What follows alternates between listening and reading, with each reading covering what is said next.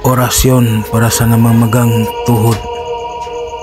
Sa ngalan ng Ama, ng Anak, at ng Espiritu Santo. Amen. Diyos na magpapagaling sa iyong kapangyarihan, ako'y nananampalataya. Hipuin mo ang tuhod na ito na may sakit.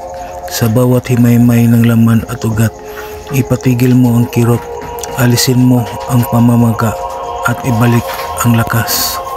Sa bisa ng krus ni Kristo, sa dugo ng Kordero ng Diyos, at sa apoy ng Espiritu Santo, muling bumangon ang tuhod na ito.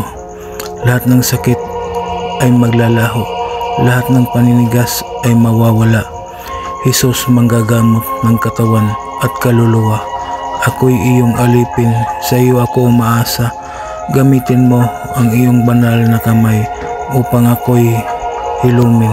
Amen.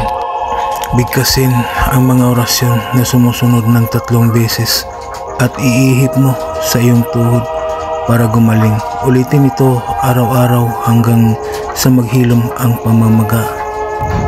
Sator Arepo Tenit Opera Rotas, Espiritu Sancti Genus Sanator, Espiritu Sancti Genus Sanator, Espiritu Sancti Genus Sanator.